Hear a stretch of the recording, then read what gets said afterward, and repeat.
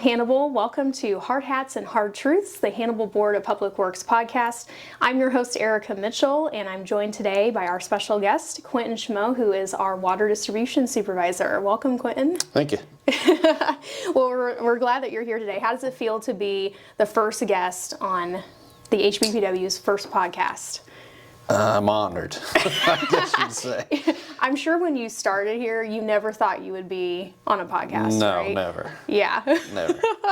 Well, I'm really glad that you're here with us today. You've been with the utility for over 20 years, correct? Right. Okay. Started in 2003. 2003. That's really incredible because you don't see that kind of retention anymore in places of employment. So, but before we jump into the topic for today's episode, if you could just talk a little bit about your tenure here and where you started and where you're at today. When I started, I was hired as the multi-utility helper, which basically bounced from water, sewer, water plant, and wastewater plant, all four. Yeah. Filling in for vacation times, or if somebody was out injured, I was kind of a bounce around all over. And then you transitioned to water distribution, correct? Just a crew member. Correct. On the water crew. Yep, I was started on the water crew 2008-ish, I believe, full time. Yeah, so you spent most of your time on the water crew, basically here. Entire time here. Entire time here. So, and now you're the water distribution supervisor. So what made you decide to go into a completely different side of the BPW? You went from being in the hole, right, handling water main breaks and things like that, to the administration side. Just advancement. I mean, my supervisor obviously retired, and the spot was there for me to move up if I wanted it. You felt like you were ready to make that transition. Yeah. Yes and no. I mean, I miss the crew. I do miss the guys working with the crew, but I'm not getting any younger either, and it's a lot harder. It is. It's physically demanding on the body for sure, especially doing it for that many years. So. Well, I know I speak for everybody here at the BPW when I say thank you for your dedication and service, because 20 years is a long time to be here. Now, let's go ahead and discuss some important topics in the world of water distribution, which you know a lot about. Obviously, we've covered that. So today we're going to be primarily chatting about how to prevent frozen pipes, but we're also going to talk about, why water main breaks occur more often during the winter months, as well as, what makes a boil order necessary. I think a lot of people don't know what goes into that, as well as what's going on with these these lead service lines for water lines. Some people have gotten some letters in the mail and have some questions about what that all means and what that's going to look like in the next 10 years. So let's go ahead and start with how to prevent frozen pipes. So it's January, right? And so although for the past few weeks it hasn't really felt like January. We've been pretty lucky. Yeah, we've had a lot of spring-like temperatures. Like the holidays were pretty warm, honestly. Mid-December we started getting some warmer temperatures. But that's pretty atypical for this time of year. So typically January and February are the coldest months and the snowiest months of the year for us here in the Midwest, which certainly makes frozen pipes more of a concern. So could you talk a little bit about how customers can prevent the dreaded frozen pipe? Sure. Obviously the main one is insulation. Wrap any pipes you can that you have access to, or move them away from an exterior wall if it's possible. I know a lot of people under their kitchen sinks will open up cabinet doors to let the hot air get underneath there. If it is something like in an attic or an exterior wall where you don't have access to, another good idea is just to let the faucet drip overnight to keep constant flow, but keep it from freezing. Right. Is there a certain, temperature where, individuals should be mindful of that this could be a problem, that they should take those measures beforehand so they don't wake up and aren't able to take a shower? No, there's not really. A lot of it is the wind, keeping the air temperature off of it. Yeah.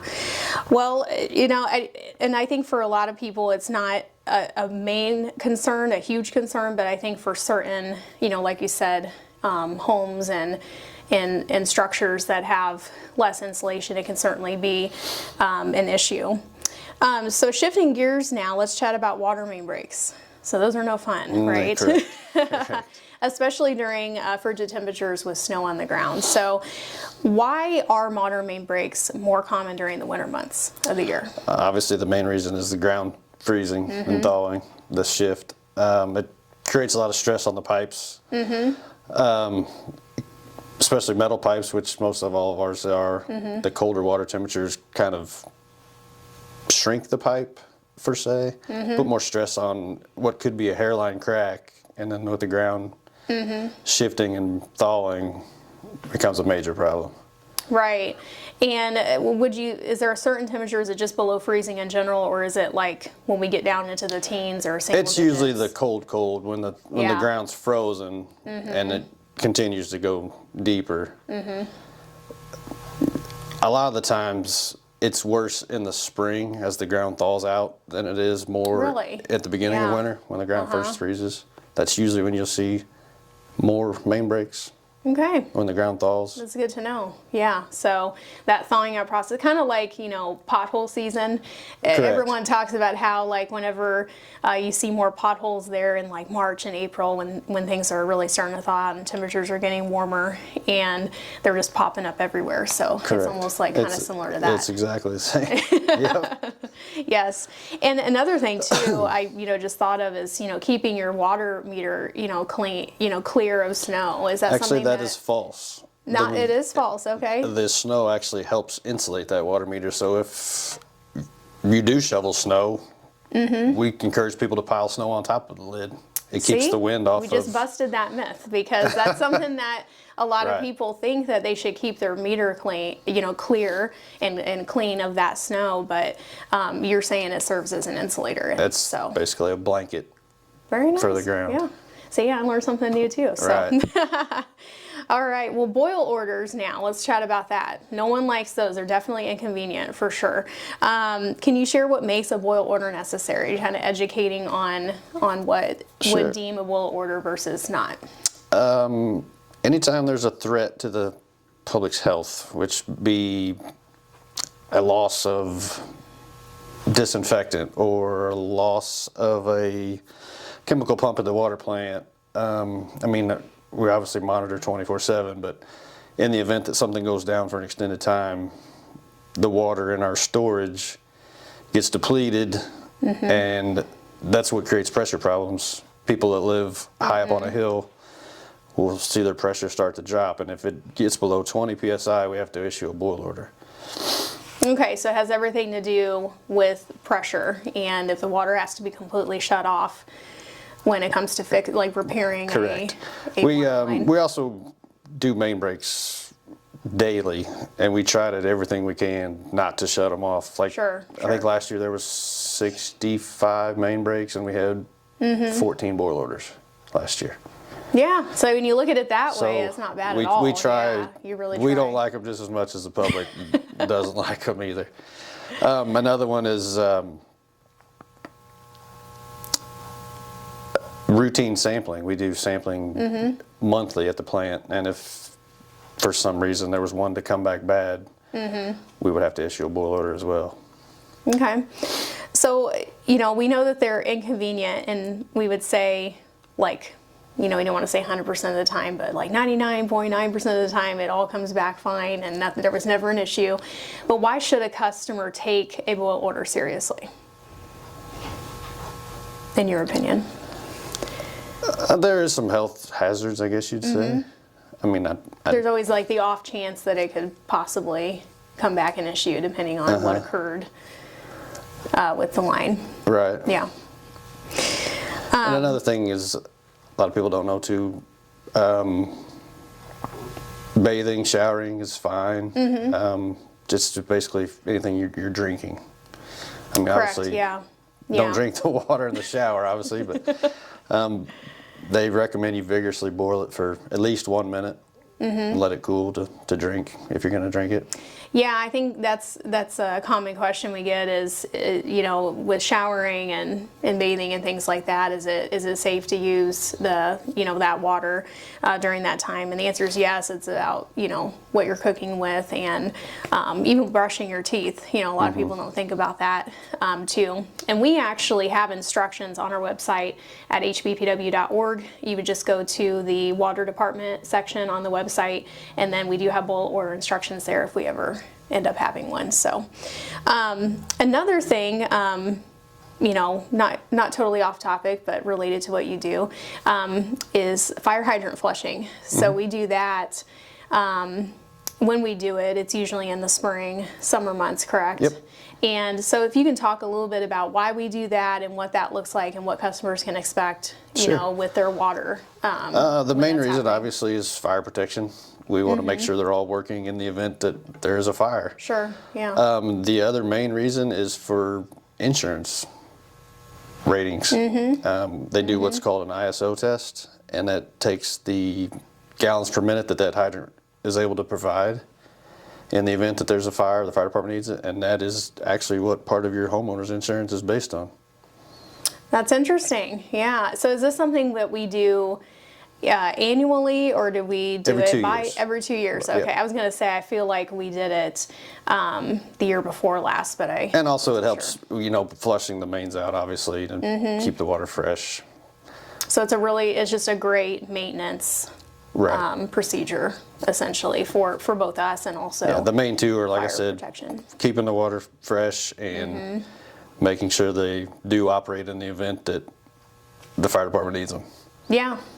And then the hydrants, I know that, you know, the different colors that we see on them mean different things. So Correct. Could you talk about that a little bit? The top bonnet cap color is the only thing that we change, and the caps. Red is less than 500 gallon a minute. Yellow is 501 to 999. Green 1,000 to 1499, and blue is 1,500 gallon a minute or more. So there you go. When you see those colors, you're going to know exactly what they mean. And that's really for the firefighters, correct? So they're aware of, you know, what, you know, they're going to need for, depending on what kind of fire they're battling. They pull up and see a red one, they're be prepared. Yeah. But I mean, 500 gallon a minute is still quite a bit of water. Sure, yeah. So that's definitely good information to know too. And so, you know, I know we have some that are kind of have some designs on them, or, you know, people like to ask if they can, you know, make those look pretty, and that's okay, just not for the caps and the bonnet. Yep, they're allowed to paint, you know, the barrel or whatever, but as long as the caps and the top bonnet, they have to remain that solid color. Okay, yeah, that's good to know. So let's talk a little bit about lead service lines. So this is something that's new, and I think a lot of people don't know what this is about and kind of what to expect. So if you can just kind of some general discussion or talk about, you know, what that's all about and what they can expect in the future with these requirements. Let's see. EPA has mandated all the water systems to come up with what's called a lead service line inventory. Basically, I think there's 8,000 services in Hannibal, roughly, and we have to document what all 8,000 of those service lines, what material is in the ground, whether it be lead, galvanized copper, plastic, and anything that is lead or unknown to us, whether it be bad record keeping or whatever, we're required to notify those customers annually that they have a lead service or a galvanized requiring replacement or an unknown. So I think there was about a little over 4,000 letters that went out. Okay. And so there's a time frame where those are going to need to be replaced, and that's 10 years? They haven't really officially made the law. They don't know. It's supposed to be out by fall of 2027 of what is going to be required to be done. So we will know next fall. And then they're saying, as of right now, they're saying you have 10 years to get them out of the ground. So Yeah, it'll be interesting. a tall order. Yes. However that all plays out. But yeah, so if you've received any letters regarding that, just know that's what that's about. You're absolutely free to call our office if you have any specific questions about that, but at least that gives a benchmark. Like I said, the record keeping for 8,000 different services in town over 120 years. And if they feel like you've got one in error, please call us and let us know. We can change. Yeah. Yeah, absolutely. So, yeah, that's definitely coming down the pike. You said next fall we'll have a little bit of a better idea, what that's going to look like. And then there's even going to be, a difference of what the employee owns versus what we own. Right now I think it's worded what is under our control. Sure. Which is pretty vague. Yeah. That's why we're really going to need that more information next fall. So, but we're doing our due diligence, getting ahead of that, and and informing customers and getting a plan together for how we're going to handle that, because that's going to take a lot of manpower and a lot of resources and all that good stuff to get that taken care of. So.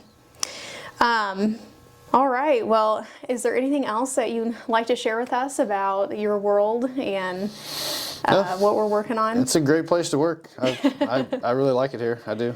Yeah. You've been here a long time, and gosh, it's going to be almost 60 degrees today, and we've got our crews out working on some bigger projects today, taking advantage of the warmer weather and getting those things done. So, but yeah, we appreciate what you do here, and want to thank you for being our special guest today. I appreciate your time, and I want to thank you all for watching. We hope you learned something new, and if you have any questions about any of the topics that we have discussed today, please feel free to drop a comment on the video, and we'll see you next time on Hard Hats and Hard Truths.